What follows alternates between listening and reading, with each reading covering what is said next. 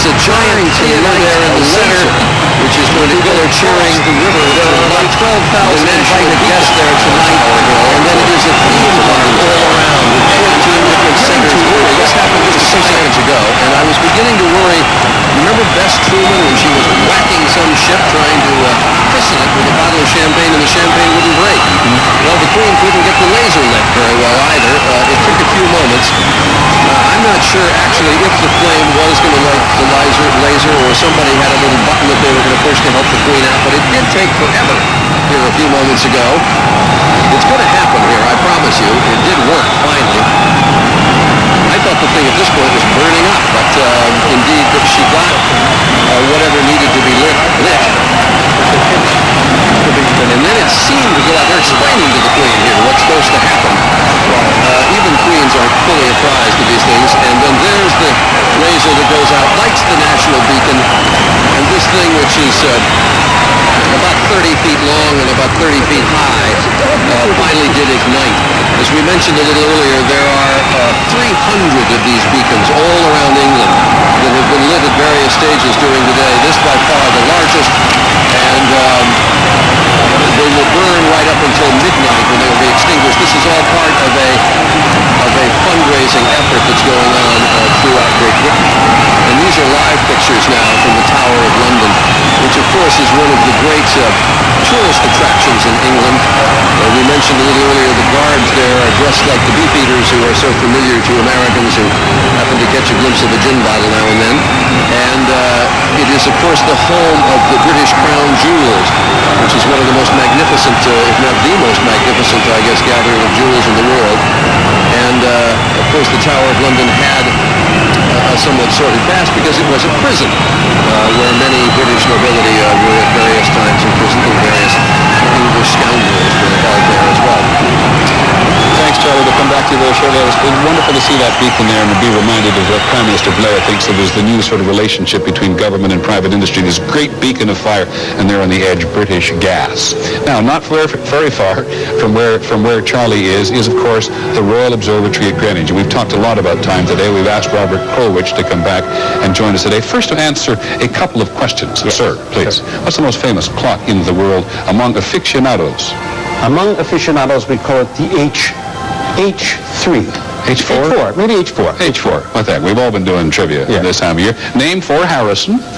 Named for a man who invented the clock that actually made it possible for a sailor somewhere out on the ocean to know where he was left to right, where he was not from the equator, but where he was in the open ocean, east or west. So if we're talking so much about science, why are you standing next to a fishbowl? Because I got a better clock than that. Okay. I have a clock which was the answer to my question, which was, how did people know, since this day is so midnight focused all over the world, I began to think, before there were mechanical clocks, where all you had was a sundial, when the sun went down, who knew what time it was? So when did they think up midnight, and then how did they discover when it was? You're going to tell us. I have my example. This is my example of a Chinese water clock, a concept that was invented about 4,000 years ago. And as you see, it's a bowl of water, or a pot would do, with water, but with this difference. At the bottom, it leaks. So little drips are coming out.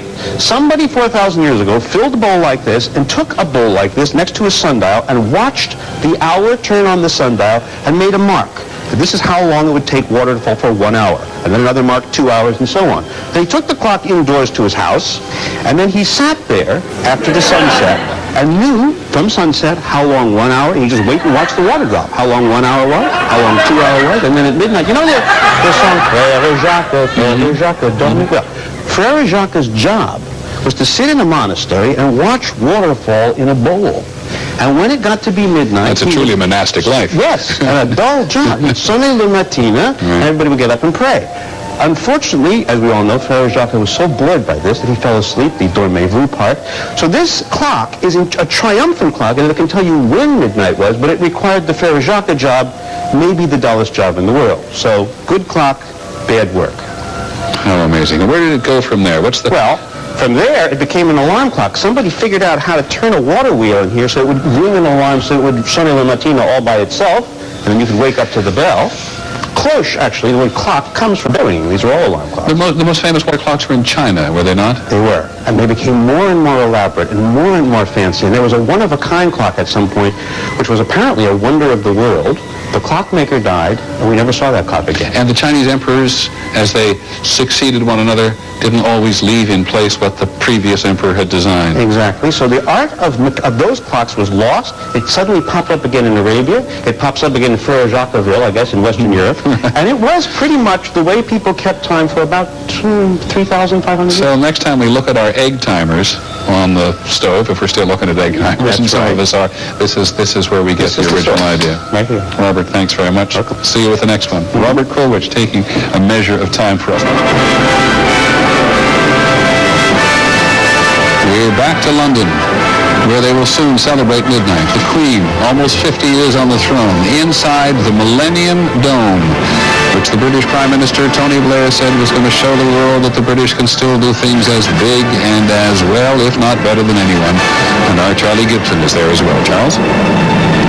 Peter, this dome is in Greenwich. It's about 4 miles down the Thames. And of course, Greenwich so important because it is the center of time. These young people that the Queen has called to the stage are running forward, and they are going to take down a giant curtain which surrounds the Millennium Dome. Here it is coming down, and it will give people the first look at the immensity of this dome. It is a gigantic structure as it is along the Thames River in Greenwich.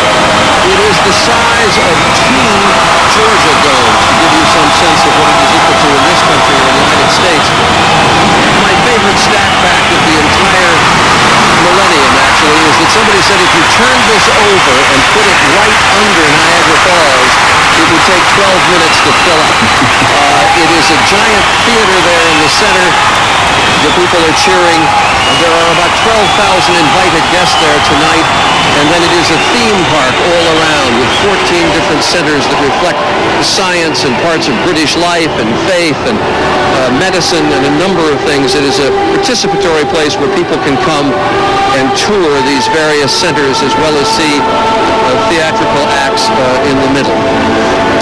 We are told that the Queen is going to have a few remarks at this Millennium Dome. She has not said anything today, and this will be her opportunity to give a New Year's message to the United Kingdom. You know, with all due respects to Paris, and it was a fantastic show there, the British say they're going to have a bigger show come midnight than any place else in the world. We'll see if they make good on it. But the Queen will spend midnight at the Millennium Dome with these 12,000 invited guests, and the major fireworks show is going to go on along the Thames in London. And do I understand, Charlie, you're now listening to this New Beginning by John Taverner? Yes, this is a special composition for the new year and for the unveiling of this dome. This project is very important to the British government. It was started by John Major when he was Prime Minister, and he approved it. The fireworks will start at Tower Bridge, and for 4 miles they will travel right down the river. It will appear as if the river is on fire, because it is the fireworks will be moving at the same speed as the sun across the sky, and they will cover 4 miles in 10.8 seconds with rockets that will blanket the sky at a height of 200 feet. That will be as Big Ben is chiming midnight. And then after that, there's going to be about 15 minutes of fireworks. The British will say this is, modestly say, this is the largest fireworks show in the history of the planet. They have 39 tons of fireworks. They're going to set off 45 major fireworks every second.